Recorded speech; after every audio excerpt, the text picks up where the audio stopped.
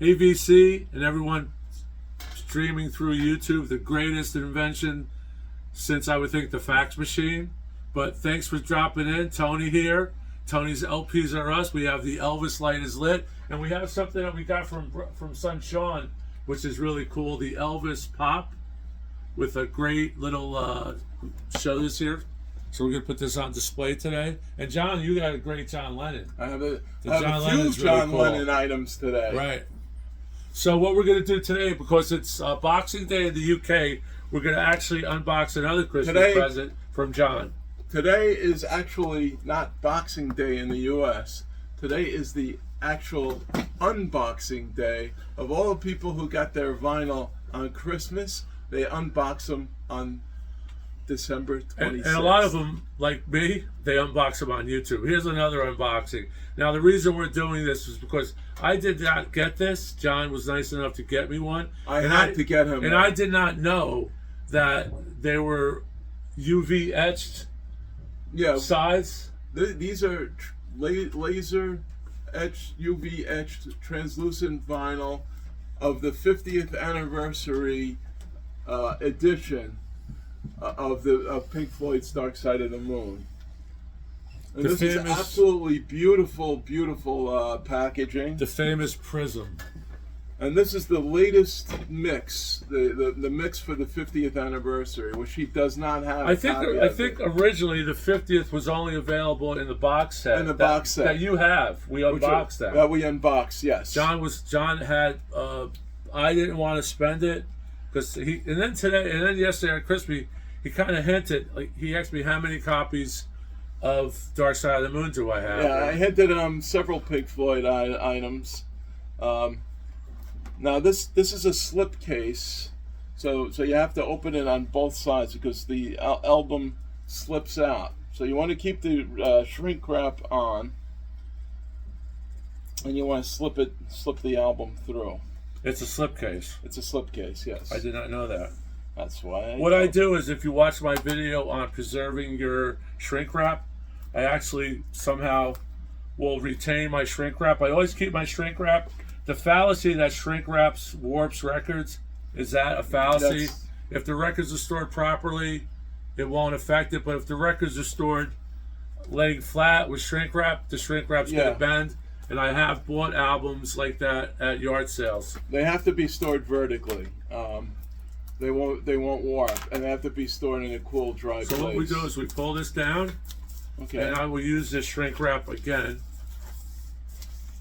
Oh, this is nice. I did that same method on a recent purchase I made of a reissue of the Doors Waiting for the Sun on Rhino. On Rhino, they released it with the Valpak, so you had to take the shrink wrap off. Here you go, John. To get to the record.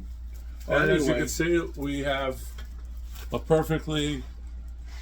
And I cringe when I see YouTubers that are audiophiles that spend so much money on their systems and their vinyl, and they just rip it off. But that's their prerogative. But I think the records could retain their value more, obviously, with the shrink on them. So yeah, I agree.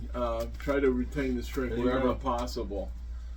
Okay, John, there you go. Okay, so this album, when it was issued earlier this year, I believe March or April, and I purchased 2 copies. When I bought one for me, I bought one for Tony, and I saved it for Christmas. The check is in the mail. Yeah. Well, we do things through PayPal or Venmo now. PayPal's in the mail.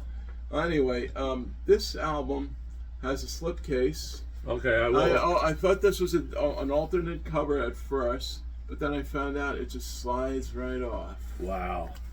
Like a glove. And it comes with the original cover. But it's a very strange issue because it's a double record set, but it's only one side per record. And that way the record is going to lie flat on your table. It becomes one with the platter, theoretically, and you're getting no interference at all from the B side or the A side, obviously the opposite side that you're playing it on. So this is tremendous. I did not know that this was a one-sided record. Most of the classic records of the famed Led Zeppelin box set, I believe they're all one-sided. The classic that Really? are astronomical. My Casino Royale from Classic Records. It's a 4-album set of Casino Royale '67. That is one-sided. Okay. That sounds tremendous. So it has a poster. It has what I believe is the original Dark Side of the Moon poster. Yeah. Oh no, it has its own poster. It has its own poster. Oh, this is the it's poster. the size of a one sheet. This is a one sheet. Wait, let me just flip Yeah, it yeah. here. We don't want to damage it. Oh, 50th Anniversary Collector's Edition. Wow, beautiful. Thank you. Wow. I'll hold that up from here. So you see that, and it's very, it's poster stock, and just tremendous. And here is the vinyl. Johnny can show that. Okay. Now, at first glimpse, you'll see the vinyl in a polyline inner sleeve, and it looks like it's the original Dark Side of the Moon. But if you look at the back, the label shows Pyramids. the pyramids. Wait, well, I'll show you the. John, you could get that. Oh, this is beautiful. Look at that. Yeah, this Wow, one. thank you. Record one, it's side one, and it's only on one side. On the label side. On the black label side, and it shows the pyramids. Lyrics by Roger Waters, music by Pink Floyd, produced by Pink Floyd, and we all know the engineer, Alan Parsons. Alan Parsons, yep. Wow, fantastic. I had to get this for Tony. And then record two, same deal. Beautiful black poly lines. They did it right. I have to give the crew at Pink Floyd International, Pink Floyd's company that does all these. They're second to none. It's like Apple basically, but I think it's even better than Apple. The prices aren't as exorbitant as Apple prices for Beatles, but then but these are just. Wow. This is going to be out of print soon. This one has a heartbeat, and this is a beautiful 180-gram Dutch pressing on clear vinyl, made in the Netherlands. And I haven't played it. John played it. Says it sounds noise free. Actually, I haven't played mine either. You haven't played yours either. I haven't had a chance to yet.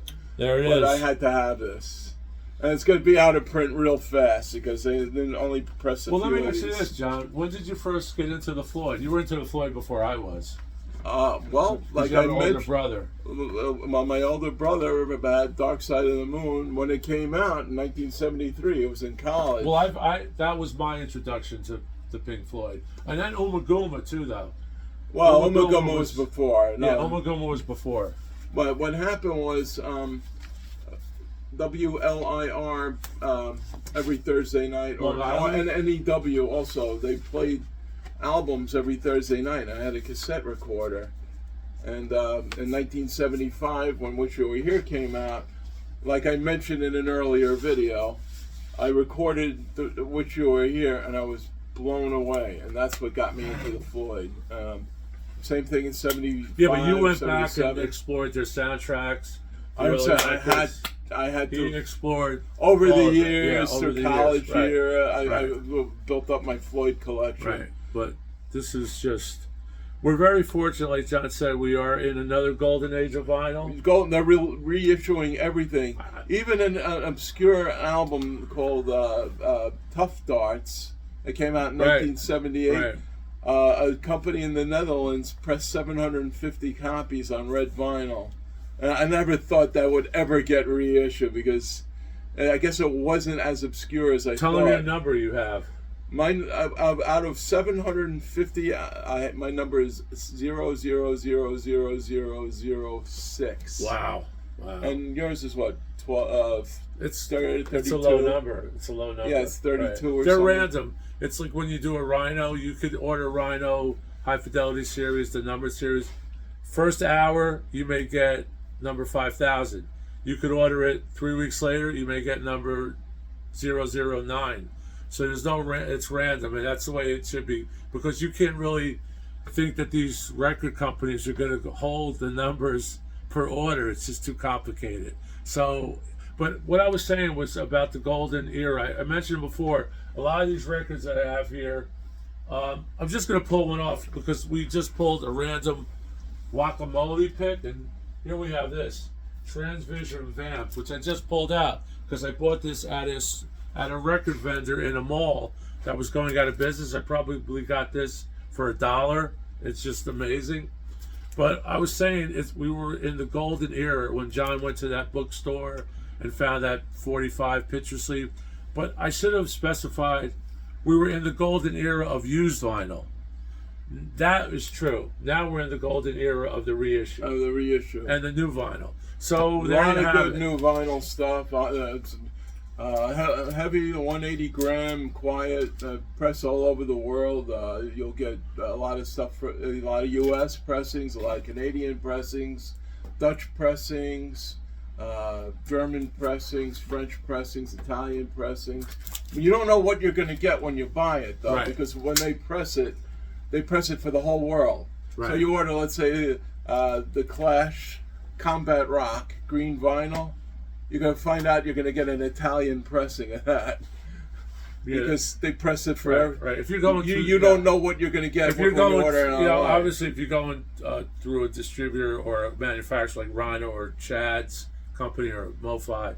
Now this is cool. We're gonna have to play this later. Television Vamp, and the tune is "Tell That Girl to Shut Up," which is a Stones "Stupid Girl" type of thing. But this has "God Save the Royalties," "Tell That Girl to Shut Up" Knuckle Duster mix, and "Tell That Girl to Shut Up" extended mix. And this is a promo. I have no idea who this So we have no band is. idea what Never we're heard of talking it. about, but we will play this. That's something. But John, thanks again, and happy Boxing Day. And happy boxing, Unboxing or Day. all you vinyl people in the VC community, happy Unboxing Day. Peace. Peace out. Keep rocking. Thanks for all the subs. If you haven't subbed, please consider it. Really helps us out. And stay to the end because we're going to have some end screens up that'll lead you to some similar videos that you may be interested in. But either way, happy Boxing Day to all my friends out in the UK and all over the world. And like John said, it's Unboxing Day here in the States. Ciao.